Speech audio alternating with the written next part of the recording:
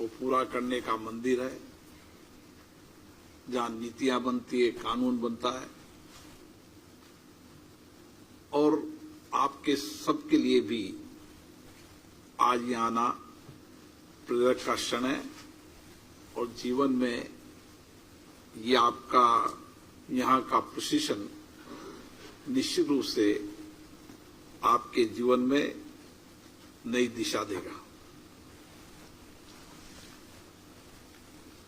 आप सब भारतीय पुलिस सेवा के अधिकारी बनने जा रहे हैं और उस प्रतिष्ठित सेवा के लिए आपका कठिन परिश्रम, आपका समर्पण, आपका सपना और उसके लिए जो आपने प्रयास किए, उसके परिणाम है कि आपको देश की प्रतिष्ठित सेवा में सेवा करने का अवसर मिलेगा। भारतीय पुलिस सेवा का इतिहास, उसकी देशभक्ति, उसकी कर्तव्यपरायणता और उसकी बलिदान की अद्भुत गाथा है। इस 75 वर्ष की आजादी में पुलिस सेवा के अधिकारियों ने अपने अपने जीवन काल के अंदर इस देश के अंदर कानून का राज लाने में योगदान दिया, देश में अपराध रोकने का काम किया और अपराध के साथ साथ लोगों के विश्वास भरोसे को जीतने का काम किया। और इसीलिए आपकी भी बड़ी जिम्मेदारी है। समय के साथ पुलिस की कार्यप्रणाली में परिवर्तन हुआ है और हम सब इस नए भारत के नई तकनीकी युग के अधिकारी हैं और इसीलिए मैं देखता हूं कि चाहे आईएएस के अंदर हो, चाहे आईपीएस के अंदर हो, इंजीनियरिंग सेवा के अधिकतम नौजवान इन सेवाओं में आ रहे हैं। साथियों, आपको संसद के अंदर जो आपका प्रशिक्षण है, उसमें आपको समझने का किस तरीके से संसद के अंदर नीतियां बनती है, कानून बनता है, महत्वपूर्ण मुद्दों पर चर्चा होती है और समय समय पर राष्ट्रीय अंतर्राष्ट्रीय स्तर पर जो मुद्दे रहते हैं उस पर संसद अपने अपने सदस्य अपने अपने दल के विचारों को अवगत कराते हैं, लेकिन सभी मान्य सदस्यों का एक मत रहता है कि रूल ऑफ लॉ, कानून का शासन होना चाहिए और उस कानून के शासन को पालन करने का दायित्व आप पर है। भारत के संविधान बनाते समय हमारे संविधान निर्माताओं की बहुत दूरदृष्टि थी। उनका सोच, उनका चिंतन और संविधान बनाते समय जो डिबेट हुई, चर्चा हुई, संविधान के एक एक अनुच्छेद पर लंबी चर्चा हुई, सहमति असहमति भी थी, लेकिन उसके बाद एक लंबी चर्चा संवाद के बाद जिन मुद्दों पर चर्चा संवाद के बाद अंतिम संविधान बना, वो आज भी हमारे लिए मार्गदर्शक है और दुनिया के अंदर भारत का संविधान आज भी प्रेरणा देता है और दुनिया की संसदें या वहां के देश भारत की संविधान से प्रेरणा लेते हैं, उसका अनुसरण करने का प्रयास करते हैं। और इसीलिए संविधान के अंदर न्याय, समानता, बंधुता, इस पिलर पर हमारा संविधान खड़ा है और उसके साथ संविधान के अंदर विधायिका, कार्यपालिका, न्यायपालिका सबके अपने अपने अधिकारों को भी रेखांकित किया है और उनका दायरा सुनिश्चित किया है। और इसीलिए विधायिका जहां कानून बनाने का काम करती है, नीतियां बनाने का काम करती है, लेकिन उन कानून नीतियों को ठीक से एग्जीक्यूशन करने का काम करती है तो कार्यपालिका करती है। इसलिए आप पर सबसे बड़ा दायित्व रहता है। बाबा साहब अंबेडकर ने कहा था कि संविधान कितना भी अच्छा हो, उसके पालन करने वाले लोग कैसे हैं। इसलिए कानून कितना भी अच्छा हो, लेकिन उसको एग्जीक्यूट करना, धरातल पर लाने का काम आप जैसे नौजवान अधिकारियों पर है। और इसीलिए किसी भी प्रशासनिक व्यवस्था के अंदर मूल रूप से पुलिस प्रशासन का महत्वपूर्ण योगदान रहता है। और इसलिए आपका ये अधिकार, ये कर्तव्यबोध को, सेवा बोध को हम सबको प्रेरणा देने का काम करता है। और इसीलिए जीवन में एक ही बात ध्यान रखना, सेवा और मदद में अंतर है। सेवा में समर्पण होता है, मदद में अहंकार होता है। हम देश और राष्ट्र की सेवा के लिए आए हैं। हमारी जो सेवाएं हैं, जो हमें प्रशिक्षण में मिलता है, आपके अध्ययन काल के समय भी आपने कठिन परिश्रम किया। और मुझे अभी श्रीनिवास वर्मा जी ने बताया कि किस तरीके से आपके प्रशिक्षण में भी कितना कठिन परिश्रम आपने किया। और विशेष रूप से बदलते इस परिप्रेक्ष्य में आज जब वर्मा जी अधिकारी चयनित हुए थे, जब 103 अफसर में से 3 महिलाएं थी, 3%। आज 35% महिलाएं हैं।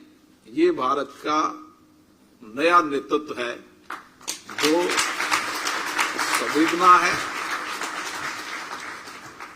और महिलाओं में संवेदना होती है, सहानुभूति होती है, उनकी संस्कारों में ये होता है, परिवेश में भी ये होता है। और इसीलिए मुझे लगता है कि आने वाले समय में हमारी पुलिस व्यवस्थाएं और बेहतर होगी, संवेदना से परिपूर्ण होगी और सबको न्याय मिले। सबसे अंतिम व्यक्ति जो अपेक्षा कर रहा है कि कानून का शासन है और मुझे न्याय मिलना चाहिए, मुझे लगता है कि हमारे अधिकारी इसके लिए बहुत ईमानदारी और कर्तव्य निष्ठा से काम करते हैं। हमारे प्रशिक्षण में भी हमें यही बताया है। मुझे खुशी है कि आजादी के बाद हमारी संसद ने 3 लॉ बनाए। पहले कितना लंबा समय, उस समय की परिस्थिति के अनुसार कानून बने थे, लेकिन सरकार ने कहा कि अब इतने साल आजादी के हो गए, उस समय की परिस्थिति हमारी गुलामी की परिस्थिति थी, उस समय की परिस्थिति के अनुसार कानून बनाए। इसलिए 3 क्रिमिनल लॉ बनाए।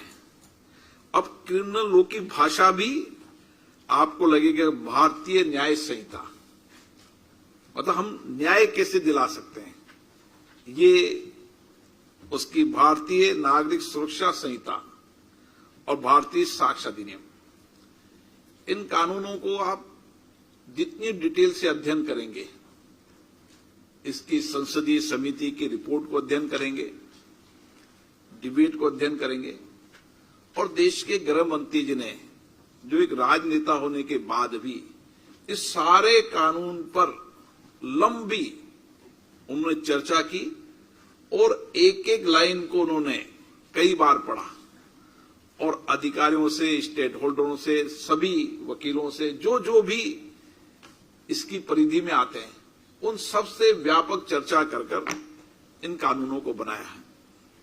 और इसीलिए इस कानून के अंदर सबसे ज्यादा न्याय है। हमारी कोशिश ये होना चाहिए कि हम हर व्यक्ति को न्याय दिलाएं। हमें भी 25-30 साल राजनीतिक जीवन में हो गए, 2003 से विधायक हैं, तो 25 साल हमें भी इसी परिप्रेक्ष्य में हो गया। तो आप जानते हैं कि एक राजनीतिक सामाजिक कार्यकर्ता का सबसे ज्यादा पुलिस का काम पड़ता है। इसलिए मेरा मानना है कि पुलिस अधिकारी बहुत लोकप्रिय होते हैं अपने इलाके में। जिस अधिकारी का सबसे ज्यादा संवाद वहां की जनता से होगा, जितना बेहतर संवाद होगा, उतनी सही और तथ्यों पर आधारित आपको सूचना आएगी। और सूचना आना ही पुलिस कार्रवाई का सबसे बड़ा बेहतर संवाद होता है। आप किसी भी जिले के अंदर, किसी भी शहर में अगर लॉ एंड ऑर्डर को, अपराध को रोकना चाहते हैं, तो आपका जितना संवाद बेहतर होगा, जनता में जितना आपका विश्वास भरोसा होगा, उतनी पुलिसिंग व्यवस्था आपकी बेहतर होगी। और इसीलिए हमारा प्रयास होना चाहिए कि हम जनता से ज्यादा संवाद करें। कई लोग कहते हैं कि हम अधिकारियों का अलग अलग मत होता है। कई अधिकारी कहते हैं हम ज्यादा संवाद करेंगे, ज्यादा लोगों से मिलेंगे तो वो हमारा लाभ उठाएंगे। ऐसा नहीं है। अगर व्यक्ति ईमानदारी से काम करता है, कर्तव्यनिष्ठा से काम करता है, तो ज्यादा संवाद और ज्यादा संपर्क ही उसकी पुलिस व्यवस्था को बेहतर बना पाएगा। और समय बदल गया। पहले सूचना तंत्रों के आधार पर, गुप्तचरों के आधार पर ही अपराधी पकड़े जाते थे। अब अपराधियों को पकड़ने का नया तकनीकी हो गई। और आप जितने भी पुलिस के, हम कभी पुलिस के अंदर जब अपराधी पकड़ते हैं तो पुलिस अफसरों से पूछें कैसे पकड़े, कैसे नहीं पकड़े, तो एक अनुभव आया कि जितना बेटर तरीके से, मैं एक उदाहरण दूं। एक बार एक चोरी पकड़ी गई। मेरी अपेक्षा थी, मैंने कहा चोर पकड़े कैसे गए। तो उस अधिकारी ने बताया कि जो मोबाइल टावर था, उस मोबाइल टावर पर जितने भी टेलीफोन आए थे, उनका एनालिटिक करते करते करते करते हम उस अपराधी तक पहुंच गए। इसी तरीके से कई उदाहरण हैं। एक पुलिस अफसर एक आतंकवादी को पकड़ने के लिए 18 घंटे तक पेड़ पर बैठी रही। कितने? 18 घंटे तक।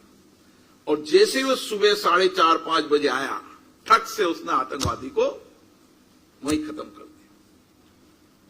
मुझे अभी वर्मा जी बता रहे थे कि यहां की पुलिस अफसर ने भी जैसे पुरुष की ट्रेनिंग की, वैसे ही ट्रेनिंग की है। जंगलों में 5 दिन रहना, राइफल लेकर और 40 क्विंटल वजन लेकर दौड़ना, तो आपका प्रशिक्षण मजबूत हुआ। ऐसे कई एग्जाम्पल है मेरे पास, जिन एग्जाम्पलों के आधार पर मैं कह सकता हूं कि आप जितनी भी टेक्नोलॉजी है, क्योंकि साइबर अपराध बहुत हो गए, साइबर अपराध के साथ आप जितनी बेहतर टेक्नोलॉजी का उपयोग करोगे, उतने ही अपराध को पकड़ने में आपको सफलता मिलेगी। आज का समय जितनी भी, चाहे चोरियां हो, डकैती हो, हत्याएं हो, क्योंकि अब क्राइम करने वाले लोग इंटरनेशनल स्तर पर भी बैठकर क्राइम करते हैं, और ये बड़ी चुनौती है हमारे सामने। और इसीलिए इस चुनौतियों के समय हमें वर्तमान परिप्रेक्ष्य में बेहतर टेक्नोलॉजी का उपयोग करना चाहिए। और दुनिया में जो सबसे बेहतर टेक्नोलॉजी है, वो अपनाने का प्रयास करना चाहिए। और मुझे आशा है भारत के नौजवानों की बौद्धिक क्षमता, उनका तकनीकी ज्ञान अद्भुत है, और दुनिया के अंदर भारत की पुलिस व्यवस्था सबसे स्मार्ट पुलिस व्यवस्था है। क्योंकि हमारे नौजवान उन वर्तमान सारी चुनौतियों से अवगत हैं जो आज देश की है और दुनिया की है। और इसलिए पुलिस अफसर को केवल भारत के अंदर अपराध, चाहे आतंकवाद हो, चाहे साइबर अपराध हो, केवल भारत के परिप्रेक्ष्य में नहीं, दुनिया के परिप्रेक्ष्य में सोचने का समय है। दुनिया में जो भी टेक्नोलॉजी का उपयोग कर रहे हैं, उसमें बेहतर टेक्नोलॉजी का उपयोग हम करें। और इसीलिए चाहे डिजिटल साक्ष्य हो, चाहे साइबर फॉरेंसिक लैब हो, डेटा एनालिटिक हो, और कई तरीके सरकार ने भी समय समय में बदलती हुई परिस्थितियों में फॉरेंसिक विश्वविद्यालय बनाया है। डेटा एनालिटिक के लिए अलग अलग विश्वविद्यालय, कॉलेज बनाए, प्रशिक्षण के केंद्र बनाए।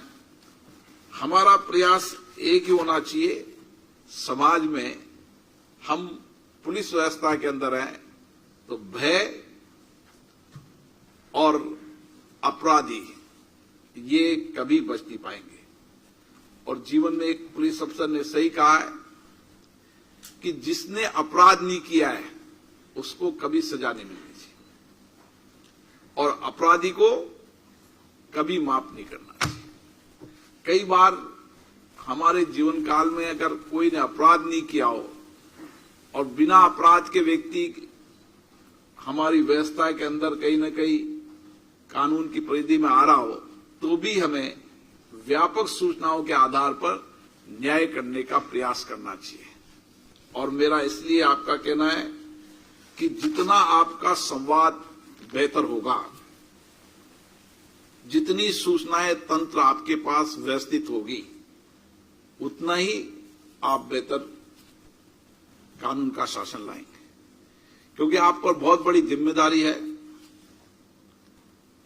और जिस राज्य के अंदर कानून का शासन होता है वो राज्य की प्रगति और खुशहाली होती है। और इसीलिए उस राज्य की प्रगति, खुशहाली, उस राज्य के विकास में भी पुलिस व्यवस्था का सबसे महत्वपूर्ण योगदान होता है। आप देखते हैं जहां लॉ एंड ऑर्डर ठीक रहता है वहां इंडस्ट्रीज भी आते हैं, सर्विस सेक्टर भी आते हैं, लोग वहां इन्वेस्टमेंट भी करते हैं। और इसीलिए सबसे बड़ी प्रशासनिक व्यवस्था में रीढ़ की हड्डी आप ही हैं। और मुझे आशा है कि आप सब भारत की संसद में आए, यहाँ की लाइब्रेरी, यहाँ के समय समय पर जब जब भी कानूनों में परिवर्तन हुए, उन कानून परिवर्तन के अध्ययन, उनकी डिबेट, उनकी संसदीय समिति की रिपोर्ट्स, ये सब आप जितना अध्ययन करेंगे उतना ही बेहतर आप पुलिसिंग व्यवस्था को कर पाएंगे। और मुझे आशा है कि हमारा नया बैच नए संकल्प के साथ, नई तकनीकी विशेषज्ञता के साथ और बेहतर पुलिसिंग व्यवस्था को करेगा, और सबको न्याय, सबको समानता और बंधुता हमारे मन मस्तिष्क में हमेशा रहेगी। और हम सब अपने अपने क्षेत्र में जहां भी आएंगे एक लोकप्रिय पुलिस अधिकारी के रूप में हमारी पहचान होगी। और जनता जो पुलिस अधिकारी ईमानदारी से, कड़ी मेहनत से, परिश्रम से करता है और समाज के अंतिम व्यक्ति को न्याय दिलाने के लिए कठिन परिश्रम करता है, वो अधिकारी हमेशा अपने क्षेत्र में लोकप्रिय रहता है। और हमारी कोशिश होनी चाहिए कि हम सबसे श्रेष्ठ पुलिस अधिकारी बने, और हमने जो कुछ भी अपने जीवन में सीखा है, अनुभव प्राप्त किया है, उसका अनुभव देश और प्रदेश को मिले। आप सबको आज संसद भवन में पुनः बहुत बहुत शुभकामनाएं, बधाई।